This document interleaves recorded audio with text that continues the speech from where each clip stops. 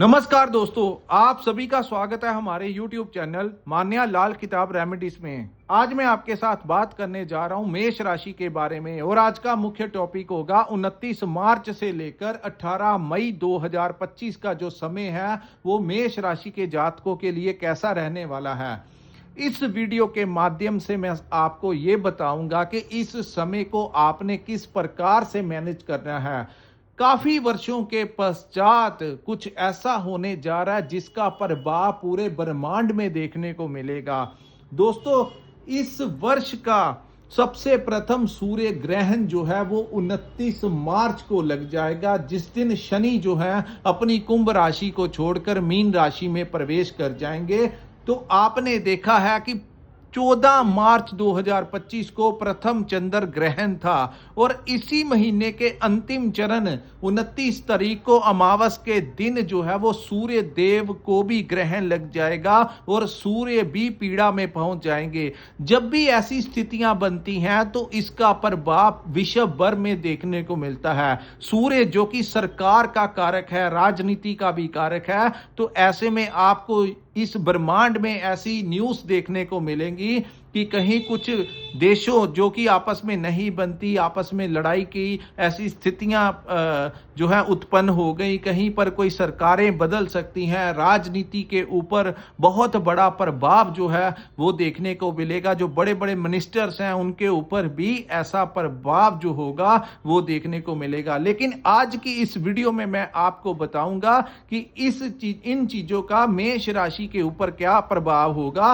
और इस समय को आप लोगों ने किस प्रकार से मैनेज करना है। जब भी ग्रह गोचर किसी अच्छे भाव में गोचर करते हैं तो हम आपको कहते हैं कि ये समय आप लोगों के लिए उत्तम रहेगा, क्योंकि जब 18 मई का समय आएगा तो राहु जो है अपनी बेस्ट प्लेसमेंट एकादश भाव में प्रवेश कर जाएंगे, जिससे कि आगामी 1.5 वर्ष के लिए राहु आपको बहुत ही शुभ प्रभाव देंगे। लेकिन उसके ऊपर हम अलग से वीडियो बनाएंगे। लेकिन इस 1.5 महीने का जो समय होगा इसको आपने किस प्रकार से मैनेज करना होगा, इस वीडियो के माध्यम से मैं आपको ये वीडियो दोस्तों आप लोगों को डराने या भयभीत करने के लिए नहीं होती। कुछ लोग सोचते हैं कि हमारे बारे में, हाँ हमारी राशि के बारे में आप लोग क्या बता रहे हैं, लेकिन वास्तविकता जो है वो हमें बतानी ही पड़ती है। जिस प्रकार अन्य ग्रहों को कुछ ना कुछ लाभ मिलेगा, कुछ चीज़ों से आप लोगों को लाभ मिलेगा, वहीं कुछ चीज़ों से आप लोगों को सावधान रहकर चलना, और ये अगर हम आपका मार्गदर्शन करते हैं तो ये आप लोगों के लिए ही उत्तम होगा, क्योंकि समय के अनुसार किए गए कार्य हमें फल देते हैं। अगर आप सही समय में सही काम करेंगे तो वो आपको लाभ देंगे, लेकिन अगर आप किसी खराब समय के अंदर कुछ इन्वॉल्व हो जाएंगे कुछ चीज़ों में या बड़े बड़े इन्वेस्टमेंट कर देंगे तो वो चीज़ें जो होंगी वो आपके लिए शुभ नहीं होंगी। आइए जानते हैं कि मेष राशि की कुंडली में किस भाव में ये युति बनेगी और किन चीज़ों से आपको थोड़ा सा परहेज, आपको कुछ बचाव करके रखना होगा। दोस्तों, सामने जो मैंने आपके कुंडली बनाई है ये आपकी जन्म राशि जिनकी मेष है या जिनकी नाम से राशि मेष है, उन लोगों के लिए ये चीजें जो हैं वो इंप्लीमेंट होंगी। हालांकि यहाँ पर सबसे ज्यादा मायने रखता है कि आपके ऊपर किस ग्रह की महादशा और अंतरदशा चल रही है, लेकिन फिर भी चंद्र गोचर के अनुसार बहुत बड़े ग्रह जो हैं वो आपके 12th हाउस में गोचर कर जाएंगे। सबसे पहले मैं आपको बताऊंगा कि किस भाव में ये गोचर है और कहाँ ये भाव जो है किन चीज़ों को रिप्रेजेंट करता है। दोस्तों, 12th हाउस का जब नाम आता है तो ये हमारे अननेसेसरी खर्चों का भाव है। ये जैसा कि पैसा आता है और दूसरी साइड से वैसे ही निकल जाता है। दूसरा, इस भाव को यात्राओं का भाव कहा जाता है, टूर एंड ट्रैवल का भाव कहा जाता है, इंपोर्ट एंड एक्सपोर्ट का भाव कहा जाता है, इसको विदेश का भाव भी कहा जाता है, और इसी भाव को मोक्ष का भी भाव कहा जाता है। और इस भाव के अंदर 5 बड़े ग्रह जो हैं वो विराजमान हो जाएंगे। हालांकि 29 से लेकर 31 तक चंद्रमा भी यहां पर रहेंगे, तो सूर्य देव जो हैं वो उस समय के ऊपर पीड़ित अवस्था में हो जाएंगे। सबसे पहले समझते हैं आपके पंचम भाव के स्वामी जो हैं वो पीड़ित ग्रहण की अवस्था में चले जाने से यहां से आप लोगों को क्या क्या चीजों से थोड़ा सा बचाव करके चलना पड़ेगा। दोस्तों, जो पंचम भाव होता है, हमारी बुद्धि का भाव होता है, हमारी संतान का भाव होता है। तो यहाँ पर क्योंकि मंगल आपके उच्च के होकर बैठे हैं, मंगल आपके साहस और पराक्रम के भाव में बैठे हैं, तो ऐसे में वो आपको एनर्जी देंगे, आपको बूस्ट करेंगे कुछ कामों के अंदर। आप ऐसा नहीं होगा कि मंगल की सपोर्ट नहीं रहेगी, आपकी राशि को इस समय मंगल की बहुत बड़ी सपोर्ट रहेगी और किसी भी चीज से भयभीत होने की जरूरत नहीं है, क्योंकि राशि का स्वामी जब आपके पराक्रम के भाव में, थर्ड भाव में अपनी अच्छी प्लेसमेंट के ऊपर बैठा होगा, तो आपके अंदर साहस और पराक्रम आपको बढ़ेगा। आपके दोस्तों, मित्रों, भाइयों की आपको पूरी सपोर्ट इस समय मिलती हुई नजर आएगी। लेकिन कई बार वो कहते हैं कि ज्यादा उत्तेजित होकर, ज्यादा ऊर्जा में आकर हम कुछ गलत डिसीजन ले जाते हैं, क्योंकि डिसीजन पावर का जो स्वामी है वो 15 अप्रैल के आसपास तक इसी भाव में रहेंगे। तो यहां पर क्या किन चीजों का ध्यान रखना है, आप लोग अगर कोई डिसीजन लेना चाहते हैं किसी भी चीज के ऊपर, तो उसके ऊपर आपको 2 बार 3 बार सोच विचार कर ही आगे बढ़ना होगा। और ये उचित नहीं समय नहीं होगा कोई बहुत बड़ा इन्वेस्टमेंट करने का। अगर आप किसी भी कार्य में, अपने बिजनेस में कोई नया अगर आप कुछ सोच रहे हैं, कुछ प्लान कर रहे हैं, तो कोई बहुत बड़ा इन्वेस्टमेंट करने की ज़रूरत नहीं है। हाँ, अगर आप कोई काम करते हैं, किसी बिजनेस को लंबे समय से कर रहे हैं, तो उसके अंदर थोड़ा बहुत इन्वेस्टमेंट आप कर सकते हैं, लेकिन कोई बहुत बड़ा बदलाव जो है उसके लिए ये समय उचित नहीं होगा। दूसरा, इस भाव को संतान का भाव कहा गया है। आपकी अपने संतान के साथ विवाद की स्थितियां उत्पन्न हो सकती हैं। आपकी संतान की हेल्थ को लेकर आपको थोड़ा सा सतर्क रहने की जरूरत है। तीसरा दोस्तों, यहाँ पर आपकी संतान भाव से आपको कुछ ना कुछ बेचैनी इस समय महसूस हो सकती है, उनके करियर को लेकर, उनकी स्टडीज को लेकर, उनके परिवार को लेकर कुछ ना कुछ ऐसा तनाव जो है वो मेष राशि के जातकों के लिए ऐसा महसूस जो है इस समय के अंदर करवा सकता है। लेकिन आप लोगों को समझना होगा कि ये टेम्परेरी चीज़ें जो है टेम्परेरी होती हैं। सो किसी भी बात में इरिटेशन में आकर अपनी संतान के साथ विवाद करना या उनको डांट फटकार लगाना, ये उल्टा आपके ऊपर या आपस में विवाद की स्थितियां पैदा करेगा। तो कुछ समय के लिए आपको इन चीज़ों को इग्नोर करके ही चलना होगा। तीसरा दोस्तों, लव लाइफ को लेकर कहीं ना कहीं डिस्टरबेंस आ सकती है। आपस में अगर आपकी छोटी छोटी बातों को लेकर विवाद की स्थितियां बन सकती हैं, तो इन चीज़ों से आप लोगों को थोड़ा सा बचाव करके चलना पड़ेगा। आपको ऐसा महसूस हो सकता है कि आपका जो लव पार्टनर है वो कहीं ना कहीं आपको सपोर्ट जो है वो नहीं कर रहा जिस प्रकार से आप चाहते हैं। तो कई बार उनके ऊपर आपको क्रोध जो है वो आ सकता है। इन चीज़ों से बचना होगा। पंचम भाव जो है वो शेयर मार्केट का भी भाव है। इस समय शॉर्ट टर्म पीरियड में इन्वेस्ट करना आपके लिए उत्तम नहीं होगा, क्योंकि उस भाव का जो स्वामी ग्रह है वो उस समय पीड़ित अवस्था में होगा। तो ऐसे में अगर आप शेयर मार्केट में या शॉर्ट टर्म पीरियड में कुछ ऐसी इन्वेस्टमेंट आपको कोई लालच दे कि यहाँ पर पैसे लगाओ, आपके पैसे डबल हो जाएंगे, तो इन चीज़ों से आपको अपना बचाव करके चलना होगा। उसके बाद हम बात करेंगे दोस्तों, ये इस समय आप जितना यात्राओं को टाल सकते हैं उतना टाल दीजिए। लेकिन यहाँ पर शुक्र क्योंकि अपनी बेस्ट प्लेसमेंट के ऊपर है, सो जैसे ही सूर्य पंचम यहाँ से निकल जाएंगे, उसके पश्चात सूर्य आपकी मेष राशि में आ जाएंगे। तो 15 अप्रैल से लेकर 18 मई का जो समय होगा, जब सूर्य आपके लगन भाव में आ जाएंगे और ये जो ग्रह हैं आपस में एकत्रित हो जाएंगे, तो यहाँ पर विदेश में बैठे लोगों को कोई लाभ मिल सकता है। वहाँ पर उनको कोई पीआर सिटीजनशिप मिल सकती है, वहाँ पर उनको कोई नौकरी मिल सकती है, या उनके व्यापार में कुछ नई डील्स आप लोगों को मिल सकती है। जो लोग सोशल मीडिया के साथ जुड़े हैं, कुछ क्रिएटिविटी का काम करते हैं, इंपोर्ट एक्सपोर्ट का काम करते हैं, उन लोगों को इस समय बहुत बड़ा लाभ मिल सकता है। विदेश से कोई अच्छी डीलिंग इस समय आप लोगों की होती हुई दिखाई दे रही है। अब मैं आपको बताऊंगा कि इन सभी ग्रहों की दृष्टियां जो हैं वो आपके छठे भाव के ऊपर पड़ेगी, जिसको रोग, ऋण और शत्रु का भाव कहा जाता है।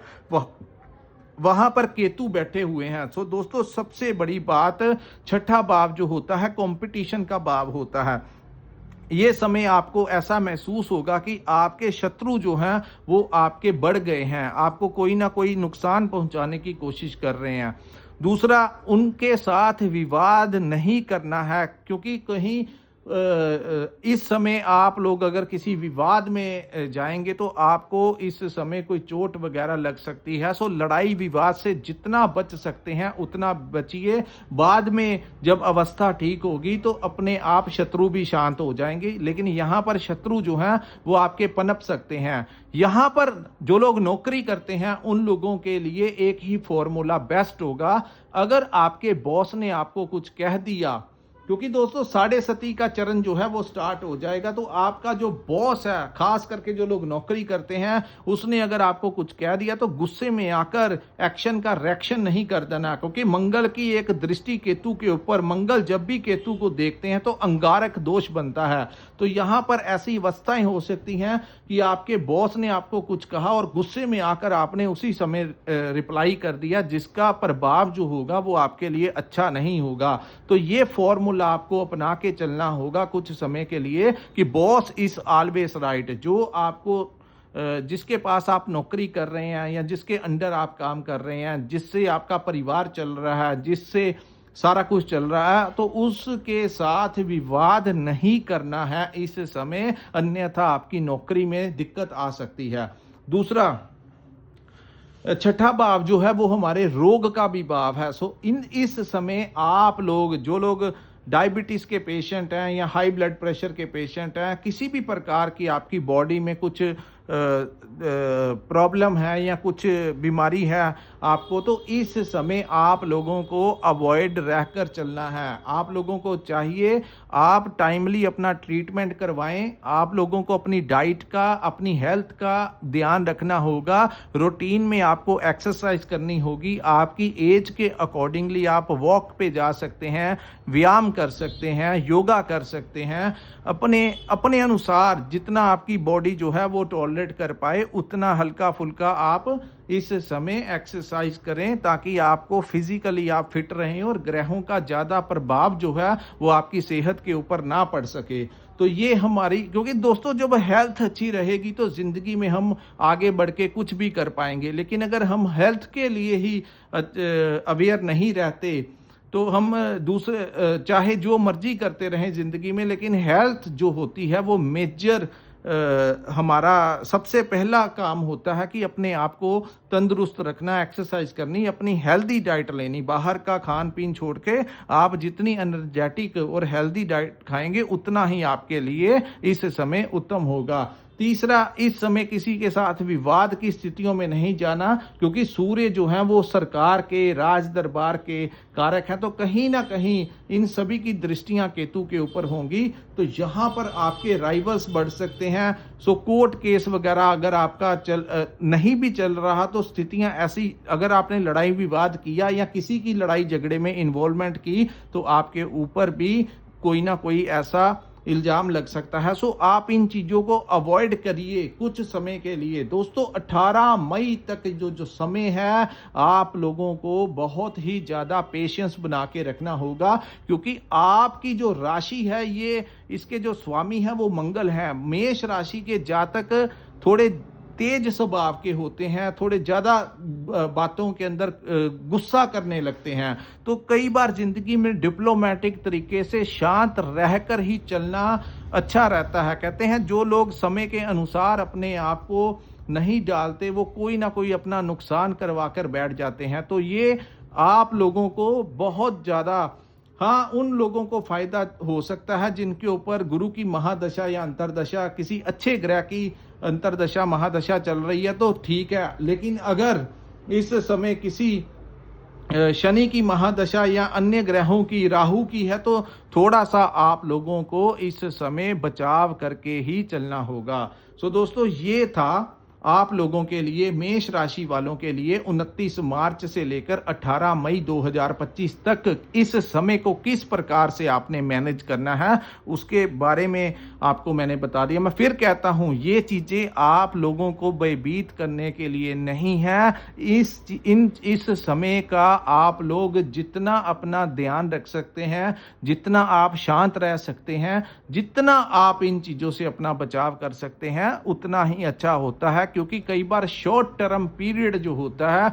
उसी में हम कुछ ऐसी गलतियां कर बैठते हैं। तो इस वीडियो का मकसद जो है आप लोगों को बताना है कि गलतियां जो है वो नहीं करनी, ज्यादा गुस्सा नहीं करना, ज्यादा लालच नहीं करना, ज्यादा आपे से बाहर नहीं जाना, बाकी कोई बड़ा रिस्क नहीं लेना। बाकी ओवरऑल देखा जाए तो काफी हद तक आप लोगों के लिए थोड़ा सा ये टाइम जो है आप लोगों को शांत रहकर निकालना होगा। उसके बाद जब 18 मई निकल जाएगा तो राहु बहुत अच्छी सपोर्ट आपके करेंगे। राहु जब 11वें भाव में बैठते हैं तो ये शनि कई बार राहु की चाल के ऊपर ही फल देते हैं। सो जब राहु उच्च का कुंडली में हो जाएगा तो शनि देव आप लोगों को उतना नुकसान नहीं पहुंचा पाएंगे। सो दोस्तों, ये था मेष राशि वालों के लिए इस समय को किस प्रकार से मैनेज करना है। अगर आपको ये वीडियो अच्छा लगा हो तो कृपया इस वीडियो को लाइक कीजिए, चैनल को सब्सक्राइब कीजिए, नीचे कमेंट सेक्शन में कमेंट करके जरूर बताइए कि आपको ये वीडियो कैसा लगा। इसी के साथ इस वीडियो को मैं विराम लगाता हूं। नमस्कार, जय माता दी।